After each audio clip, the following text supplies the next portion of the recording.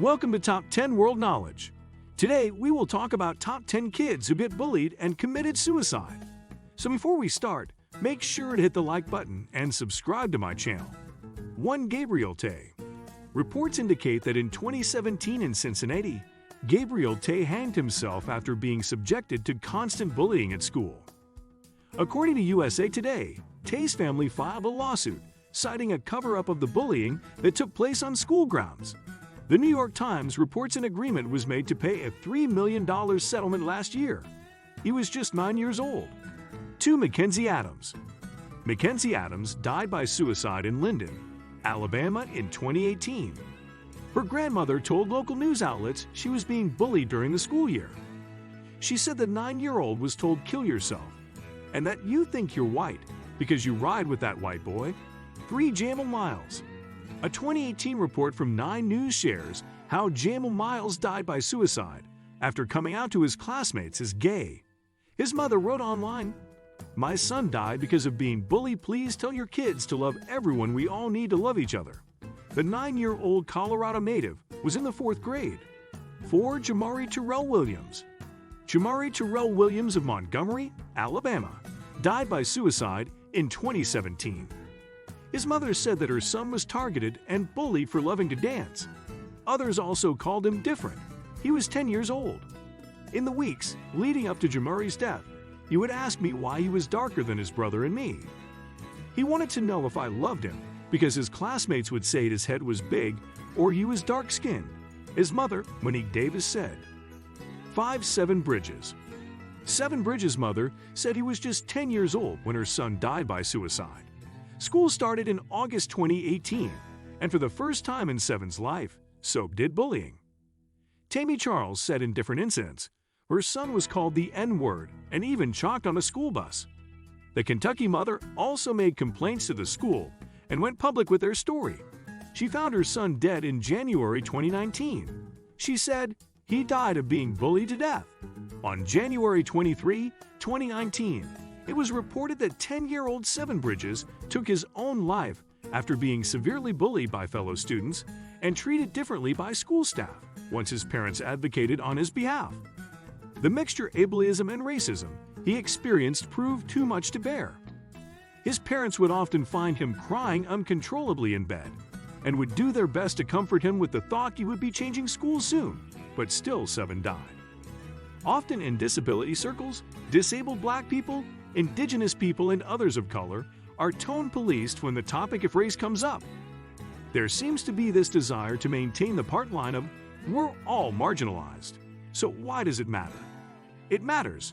It did so very much in Seven Bridges' life.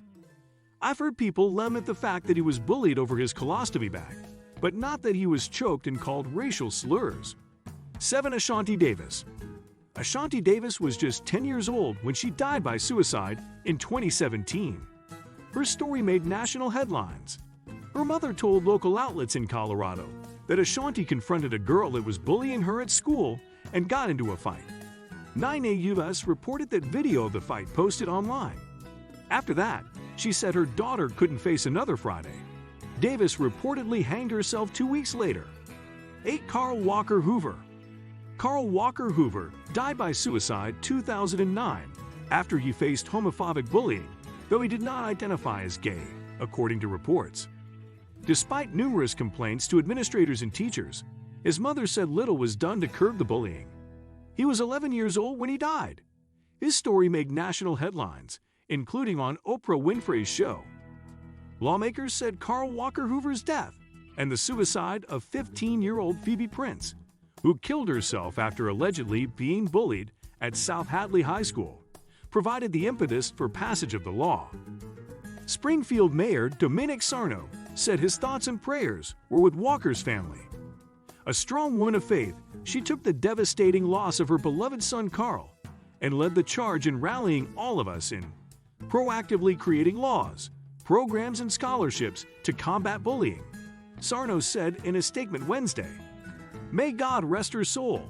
She is now with Carl and his $1 million smile, he added. In addition to her work on the state law, Walker testified before Congress in support of national anti-bullying legislation and participated in a White House conference on bullying. During that event, President Barack Obama praised Walker for her advocacy and noted that he had once endured schoolyard harassment because of his large ears and unusual name, 9 Jaheim Herrera. Also on Oprah's show was a story about the death of Jaheim Herrera. He hanged himself in closet in DeKalb County, Georgia at 11 years old in 2009, CNN reported. His mother said she complained to the school about the bullying her son experienced multiple times.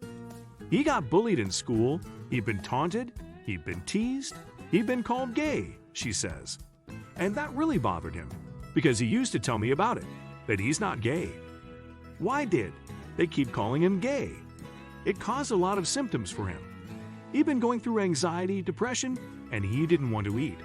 He couldn't even sleep, and it hurt him very bad. Bermudez claims she went to Jaheim's school, Stone Mountain's Dunair Elementary, in an effort to get help for her son 7 or 8 times in the same school year that he died. But she insists the problem persisted. Ted Michael Martin. Michael Martin friends said he was relentlessly bullied about his weight, glasses, and his braces. The Michigan boy's mother had reached out to the school repeatedly to try and get help for her child, according to the Lansing State Journal. At the age of 13, he attempted suicide. Reports indicated he was hospitalized and died 2 days later in 2019. Some families shared their children's stories with the hopes of helping other youth. Learn more about this topic in the series, A Different Cry. His mother, Joanna Wolford, said the teen was teased about his weight and braces on the school bus in the months prior to his death. He often skipped class at Everett High School to avoid the bullies, which led to his grades slipping, she said. Wolford said the school district and bus company failed to investigate the issue after she repeatedly reached out to them. He was going through a dark time and nobody cared, his mom told the newspaper. Nobody paid attention to him. School officials released a statement Monday confirming authorities are investigating the teen's suicide. The Lansing School District is engaged in a comprehensive and ongoing investigation and is working closely with the Lansing Police Department, the district said. It is the policy and practice of the district to not comment or share any details pertaining to the investigation while it is ongoing.